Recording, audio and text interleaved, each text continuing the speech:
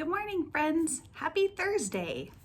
Did you know today is a holiday in the church calendar? It's called Maundy Thursday. Isn't that a really weird name? It almost sounds like Monday Thursday. That's a silly name for a holiday, but it comes from a Latin word mandatum, which means commandment. And so on Maundy Thursday, we remember Jesus' Last Supper he spent with his disciples and how he gave them a commandment, which was to love one another just as much as he had loved them. And so that's why it's called Maundy Thursday. It comes from that word that means commandment, or to remind us to love one another. And so today we're going to read the story about what Jesus did at his Last Supper with his friends, the disciples. So let's get started. Jesus knew that the time had come for him to leave this world. He wanted to share his last Passover meal together with his 12 closest friends, the disciples. Jesus loved his friends and wanted to show them his love in a very caring way. As the friends got ready for the meal, Jesus put water in a large bowl and knelt down on the floor. He wanted to wash the feet of each disciple. When it was Peter's turn, Peter said to Jesus, "You will never wash my feet." Jesus replied, "Peter, you don't understand what I am doing now, but you will later."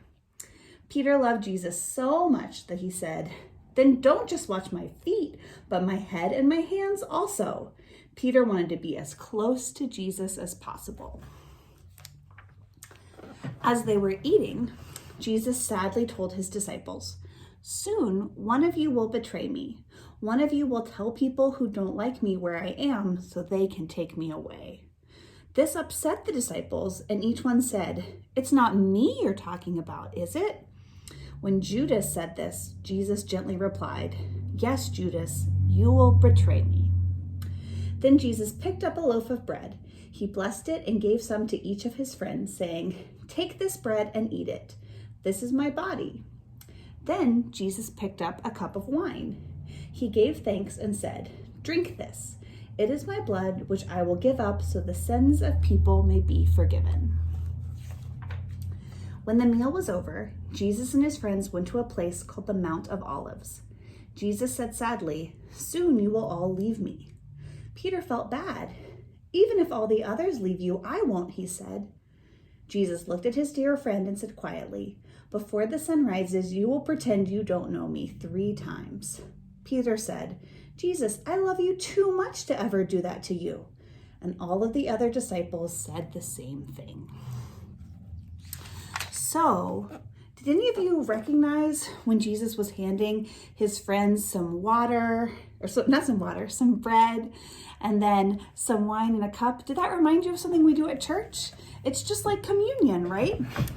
That's where we get the idea of communion, from this Last Supper that Jesus shared with his friends, the disciples. And before that they ate together, what did Jesus do? He washed all of their feet.